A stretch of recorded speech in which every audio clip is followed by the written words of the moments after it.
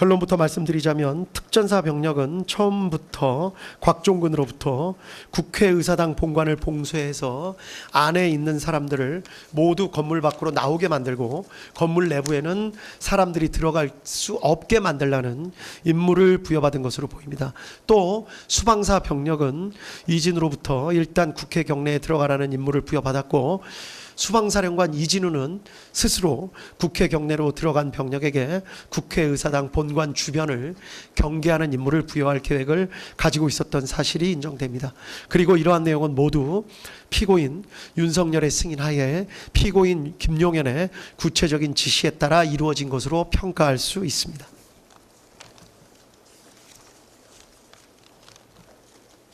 다음으로 방첩사 체포조가 부여받은 임무의 내용입니다. 결론부터 말씀드리자면 피고인 김용현이 여인영에게 14명의 구체적 체포 대상자 명단을 불러준 것은 사실로 인정됩니다. 피고인 김용현과 여인영 모두 체포하라는 의미로 이를 이해한 사실 등도 인정할 수 있습니다.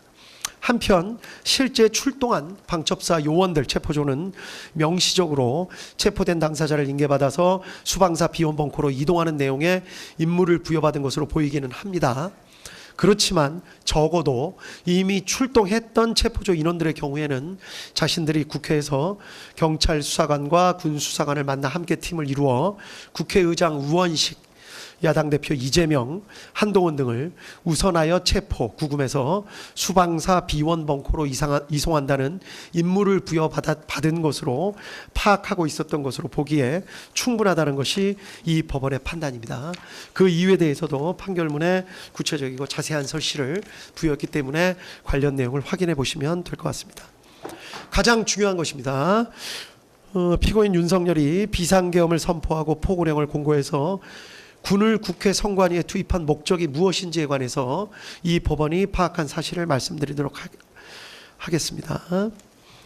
피고인 윤석열이 이러한 행동을 한 이유, 경위에 대해서는 아까 말씀을 드렸고, 이러한 행동을 한 목적은 국회로 군대를 보내서 국회의사당을 봉쇄하고 국회의장, 여당, 야당의 대표 등 주요 인사를 체포함으로써 국회의원들이 모여서 토의를 하거나 의결을 하지 못하게 하려는 목적, 즉 국회의 활동을 저지하거나 마비시켜서 국회가 상당 기간 그 기능을 제대로 하지 못하게 만들려는 목적이 있었다고 보기에 충분하다는 것이 이 법원의 판단입니다. 이유는 다음과 같습니다. 계엄 선포문에 명시적으로 반국가 세력인 국회, 또 척결이라는 등의 표현이 있습니다. 포고령에는 아예 국회 활동을 금지한다거나 정치 활동을 금지한다, 또 이를 어길시 처벌한다는 등의 표현이 명확하게 있습니다. 국회 활동을 저지하거나 마비시키려는 목적이 그 자체로 뚜렷합니다. 또 여러 가지 사정, 아까 말씀드린 바와 같이 특전사 병력이나 수방사 병력이 부여받은 임무 등에 비추어 보더라도 이러한 사정은 명확합니다. 한편 피고인 윤석열, 피고인 김용현은 위와 같이 군을 투입하면서 언제 군을 철수시킬지에 대한 계획을 전혀 정하지 않았던 것으로 보입니다. 결국 피고인 윤석열 등의 마음먹기에 따라서 군의 철수와 국회 활동 재개 여부가 결정되는 것이어서 이러한 사정 등에 비추어 보면 결국 국회 활동을 저지하거나 마비시키려는 기간이 상당 기간임을 예정하고 있었다고 보기에도 충분하다는 것이 이 법원의 판단입니다. 다음은 법리에 관해서 말씀을 드리겠습니다. 이 사건 문제되는 형법 규정의 국헌문란 목적의 정의 조항은 형법 제91조 제2호입니다. 이 부분에 관해서 간략하게 연역을 살펴보도록 하겠습니다. 연역적으로 로마 시대에는 국가의 기본 질서를 어지럽히는 행위를 내란죄로 처벌했지만 황제 시대에 이르러서 국가와 황제를 동일시하는 경향이 나타났고 황제에 대한 반역 행위까지 내란죄로 처벌하게 되었습니다. 중세 시대에도 이러한 성향이 강하게 나타나서 죽은 개인에 대한 배신 행위 등을 반역죄로 처벌하게 되었고, 점차 왕이나 군주 자체는 반역죄, 내란죄를 저지를 수 없다는 인식이 중세시대 때는 강하게 퍼졌던 것으로 재판부에서 확인을 했습니다. 계기가 된 사건은 찰스 1세, 잉글랜드의 왕 찰스 1세 사건이었습니다. 영국에서 의회가 생기고 왕과 의회 사이에 세금 징수 문제 등으로 갈등을 빚는 일이 생기게 되다가 결국 잉글랜드 왕 찰스 1세는 의회가 자신의 잘못 200가지를 시정해달라는 취지의 결의문을 내자 이에 분노해서 직접 군대를 이끌고 의회 의사당에 난입해서 그 자리에서 의회를 강제로 해산시키는 일이 있었다는 점을 역사 교과서를 통해서 검찰이나 피고인 측이 다 알고 계실 거라고 생각합니다. 이러한 내전을 통해서 결국 찰스 1세는 반역죄 등으로 사형을 선고받고 죽게 되는 일이 있었습니다. 이때 판결을 살펴보면 왕이 국가에 대해서 반역을 하였다는 사실을 명백하게 인정을 한 것을 알 수 있습니다. 이때부터 왕에 대한 범죄라는 생각이 점차 바뀌어서 국민으로부터 주권을 위임받은 의회에 대한 공격을 하는 것은 왕이라 하더라도 주권을 침해하는 것이 되어 반역죄가 성립한다는 개념이 널리 퍼지게 된 것으로 보이고, 그리고 이후부터는 18, 19세기를 거쳐 내란죄는 국가 존립을 침해하는 죄로 각국에 반영된 것으로 보입니다. 이러한 연역과 각국의 입법례, 기타 여러 가지 사정에 대해서는 판결문에 자세하게 설치가 되어 있습니다. 주변국의 사례를 잠깐만 말씀드리겠습니다. 아프리카나 남미 등 이른바 개발도상국의 경우에서는 선거로 당선된 대통령이 의회와 갈등을 일으켜 군부를 동원해서 의회의 기능을 정지는 시키는 사례 등이 여러 언론을 통해서 전해지고 있습니다. 실제 이로 인해 내란, 반란, 역모 등 유사한 형법 규정에 의해 처벌받은 사례를 찾아보기는 어렵습니다. 재판부에서 판단해 보기에는 성공한 경우가 적지 않은 데다가 만약에 실패한 경우에는 그러한 일을 저지른 대통령이나 관료들이 외국으로 망명해서 수사나 재판이 진행되지 않는 경우가 많았기 때문인 것으로 보입니다. 이 때문에 개발도상국의 사례는 거의 참고할 수가 없었습니다. 다음으로 선진국의 사례를 말씀드리겠습니다. 이상하게도 선진국의 경우에는 대통령이 의회와 갈등을 일으켜 군부를 동원해서 의회의 기능을 정지시키는 사례 등을 찾아보기가 마찬가지로 어려웠습니다. 그런데 이러한 일이 있는 이유는 조금 다른 것 같습니다. 자세한 내용을 살펴보면 선진국에서는 이러한 정도의 갈등까지 가지 않도록 제도적으로 설계를 치밀하고 꼼꼼하게 해놓는 경우가 많기 때문인 것으로 판단했습니다. 의회를 상원, 하원, 양원으로 나누어서 의회가 신중한 판단을 할 수 있도록 하거나 선거에서 의원들의 일정 비율씩만 교체하도록 해서 급격한 의회 구성의 변화를 막거나 임기 내에 의원에 대한 신임을 묻게 하는 중간 투표 등의 제도를 두어서 책임 있는 의정 활동을 하도록 하는 장치 등을 두고 있기도 합니다. 또 상징적인 의미에서 왕을 두고 있는 국가들은 왕이 정부와 의회에 첨예한 갈등의 중재 역할을 하는 경우도 있는 것으로 보입니다. 대통령 등 행정부 수반에게 의회 해상권을 부여해서 갈등을 해결할 수 있는 제도적 장치를 마련해 두는 경우도 있는 것으로 보입니다. 이러한 연역, 다른 나라의 헌법 규정, 판례, 그리고 다른 나라 주변의 사례 등을 종합해서 보면 형법 제91조 제2호의 의미와 대통령이 형법 제91조 제2호의 국헌문란 목적 내란죄를 저지를 수 있다는 사정을 충분히 알 수 있습니다. 대법원은 국헌문란의 목적에 대해서 형법 제91조 제2호 헌법에 의하여 설치된 국가기관을 강압에 의하여 전복 또는 그 권능 행사를 불가능하게 하는 것의 의미에 대해서 권능 행사를 불가능하게 하는 것이란 헌법에 의하여 설치된 국가기관을 제도적으로 영구히 폐지하는 경우뿐만이 아니라 사실상 상당 기간 그 기능을 제대로 할 수 없게 만드는 것을 포함한다고 판시한 바 있습니다.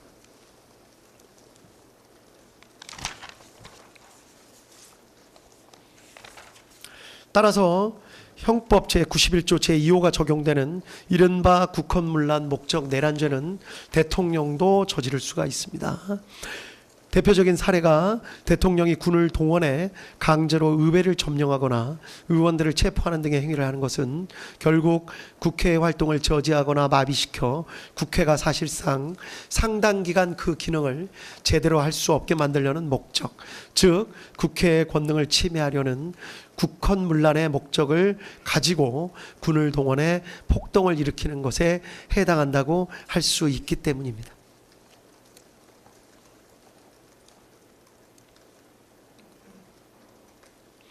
특히 행정부의 수반과 행정부를 견제하는 의회는 자칫 갈등과 긴장관계에 놓이기 쉽고, 이 경우 군에 대한 통수권을 가지는 행정부의 수반은 언제든지 군을 동원해 의회의 기능을 제대로 행사하지 못하게 만듦으로써 방해 없이 행정부의 정책 추진을 밀고 나가려는 강한 유혹에 빠지기 쉽습니다.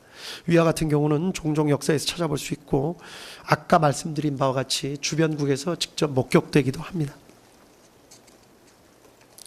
다음으로 대통령의 국가 긴급권 행사, 특히 비상계엄 권한 행사가 형법 제91조 제2호가 적용되는 국헌문란 목적 내란죄에 해당할 수 있는지 여부에 대해서 말씀드리겠습니다. 비상계엄 선포는 그 자체로 행정부나 법원 등 헌법에 의하여 설치된 국가기관의 권한 행사를 제약하는 성격을 가지고 있습니다. 따라서 계엄이 해제될 때까지 사실상 상당 기간 다른 국가기관의 기능을 제대로 할 수 없게 만드는 속성을 가지고 있는데, 비상계엄 선포 자체가 내란죄에 해당하는지가 문제가 될 수가 있습니다. 이러한 문제에 대해서는 먼저 계엄 선포의 형식적, 실제적 요건을 갖추지 못한 경우에는 형법 제91조 제2호가 적용되는 국헌문란 목적 내란죄가 성립된다는 견해가 있을 수 있습니다.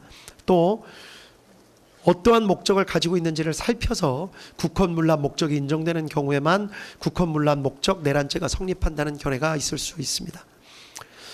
실체적 요건을 갖추었는지 여부를 가지고 따지는 견해는 따르기가 힘듭니다. 일단 실체적 요건을 갖추었는지 여부에 대한 대통령의 판단은 존중되어야 합니다. 이를 섣불리 사법심사 영역으로 가져오는 것은 자칫 필요한 경우 판단을 주저하게 만드는 저해 요소가 될 수 있고, 절차적 요건을 따지는 것도 도대체 어느 정도까지의 절차를 어기는 것이 문제가 되는지 삼을 수 있는지가 어렵습니다. 따라서 형식적 실제적 요건을 갖추지 못한 경우에는 비상계엄 권한 행사가 내란죄가 된다는 주장은 받아들이기가 어렵습니다. 따라서 다른 견해, 원칙적으로 계엄의 요건을 갖추었는지 여부에 따라 내란죄가 성립되는 것은 아니나, 다만 비상계엄의 선포로도 할 수 없는 권한의 행사를 목적으로 하는 것이라면, 즉 국회의 권한을 침해하거나 행정사법의 본질적인 기능을 침해하는 것, 우리 헌법이나 계엄법 등은 비상계엄을 하더라도 국회의 권한을 침해하거나 행정사법의 본질적인 기능은 침해할 수 없도록 정하고 있습니다. 따라서 비상계엄을 하더라도 국회의 권한을 침해하거나 행정사법의 본질적인 기능을 침해할 수 없는데, 이를 목적으로 해서 비상계엄을 선포하는 것이라면 비록 헌법이 정하고 있는 권한행사라 하더라도 이때에는 형법 제91조 제2호가 적용되는 국헌문란 목적 내란죄가 성립할 수 있다는 것이 이 법원의 판단입니다. 따라서 원칙적으로는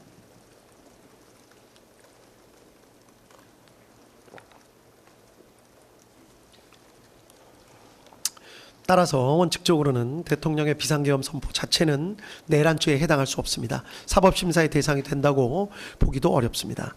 다만 그 내용을 살펴서 비상계엄의 선포로도 할 수 없는 권한의 행사, 그것이 헌법이 설치한 기관의 기능을 상당 기간 저지하거나 마비시키려는 목적으로 하는 것이라면 결국 이는 헌법이 정한 권한행사라는 명목을 내세워서 실제로는 이를 통해 할 수 없는 실력 행사를 하려는 것에 다름 아니기 때문에 형법 제91조 제2호가 적용되는 국헌문란 목적 내란죄가 성립할 수 있다는 것이 이 법원의 판단입니다. 한편 이와 관련해서 죄송합니다. 한편 이와 관련해서 피고인 윤석열 및 그 변호인은 이러한 주장을 하고 있습니다. 이 사건 비상계엄 선포 등에 이르게 된 목적은 사사건건 무리한 탄핵과 예산 삭감 등 정부의 발목을 잡아 반국가 세력이나 다름없게 되어버린 국회에 대한 국가 위기 상황을 타개하고 자유민주주의 체제를 수호하기 위한 것이었기 때문에 그러한 목적 하에 이루어진 이 사건 비상계엄은 국헌문란 목적 내란죄가 될 수 없다고 주장합니다. 그러나 이 법원의 판단으로는 이는 어떤 일을 행한 동기나 이유, 명분과 그 목적을 혼동하여 하는 주장으로 보입니다.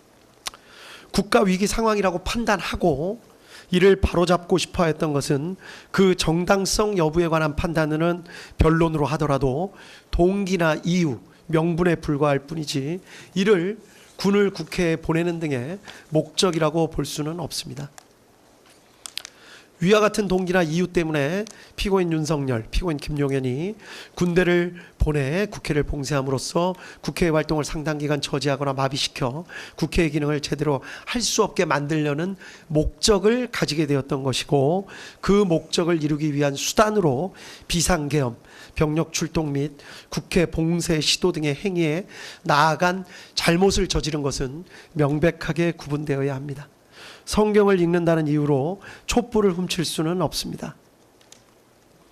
다음으로 공범의 성립 기준입니다. 비상계엄 권한 행사가 형법 제91조 제2호가 적용되는 국헌문란 목적 내란죄에 해당하는 경우 어떤 경우에 공범이 성립될 수 있는지, 이때의 공범은 구속 요건에 맞추어 집합범으로서의 내란범이 성립되는지를 말씀드리는 것입니다. 이 법원의 판단을 먼저 말씀드리면, 폭동에 관여한 사실만 인정되어서는 안 되고 국헌문란의 목적에 대해서 인식, 공유한 사실까지 인정되어야만 공범, 즉 집합범으로서의 내란범이 되고, 그러한 집합범으로서의 내란범이 성립되어야만 이후 그 역할에 따라 내란 우두머리, 내란 중요 임무 종사 등으로 나누어 처벌할 수 있다는 것이 이 법원의 판단입니다. 이유는 다음과 같습니다. 내란죄는 집합범으로서 일정 규모 이상의 다수가 결합하여 함께 저지르는 범죄입니다. 대통령의 국헌문란 목적 내란죄에 있어서 폭동에 관여하였다고 하더라도 그것만으로는 집합범으로서의 내란죄를 저질렀다고 섣불리 인정할 수는 없습니다.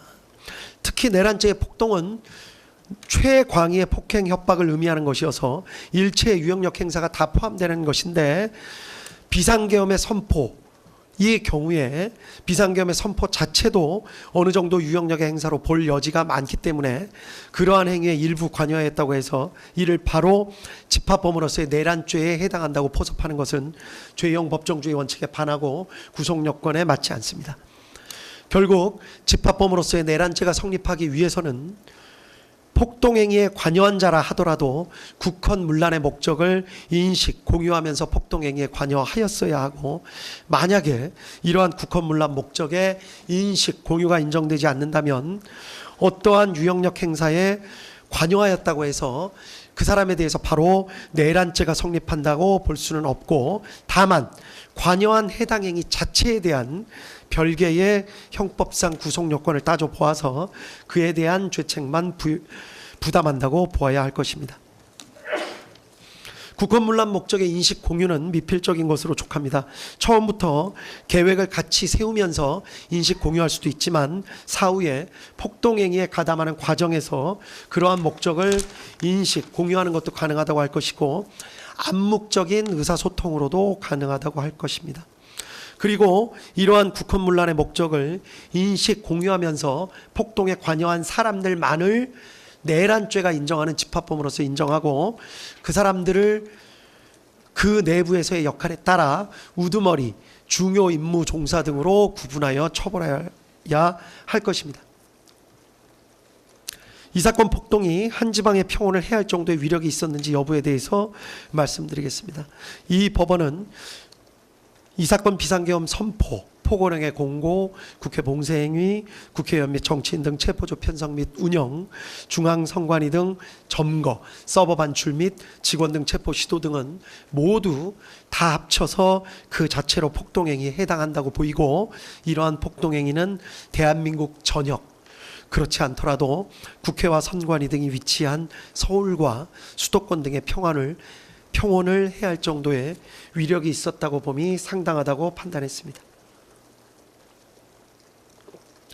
이 부분 이유는 판결문에 자세히 설치되어 있기 때문에 해당 부분을 참조하시면 될 것 같습니다. 결론적으로 다시 한번 강조하건대 이 사건의 핵심은 군을 국회로 보낸 것입니다. 이제 구체적인 죄책 여부에 대해서 말씀을 드리겠습니다. 먼저 피고인 윤석열, 피고인 김용현의 경우를 같이 말씀드리겠습니다. 앞서 말씀드린 바로 추정할 수 있듯이 피고인들의 경우에는 형법 제91조 제2호의 국헌문란의 목적이 인정됩니다. 군을 보내 국회를 봉쇄하고 주요 정치인들을 체포하는 등의 방법으로 국회 활동을 저지하거나 마비시켜 국회가 사실상 상당 기간 기능을 제대로 할 수 없게 만들려는 목적을 내심으로 가지고 있었음을 부정하기는 어렵다고 보입니다. 군대를 보내서 폭동을 일으킨 사실도 인정됩니다. 폭동이란 최광의의 폭행이나 협박입니다. 여러 가지 사정들 간략하게 말씀드리자면 군이 무장을 해서 국회로 출동하는 자체, 헬기 등을 타거나 담을 넘어서 국회로 진입하는 자체, 또 그 안에 있는 관리자 등과 몸싸움을 하는 자체, 심지어 체포를 위해서 장구를 갖추고 다수가 차량을 이용해서 국회로 출동하는 행위 자체 등 대부분의 행위가 모두 폭동에 포섭이 된다는 것이 이 법원의 판단입니다. 아울러 피고인 윤석열, 피고인 김용현의 경우에 일일이 개별적으로 관여하지 않은 폭동도 있었던 것으로 보이는 사정이 있습니다.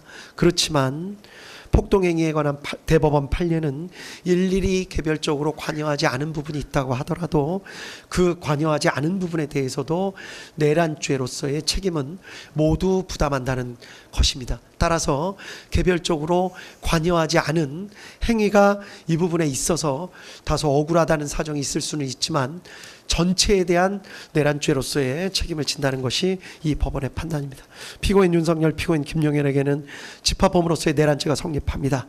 그리고 맡은 역할에 따라서 피고인 윤석열은 내란 우두머리죄, 피고인 김용현은 내란 중요 임무 종사죄가 성립합니다.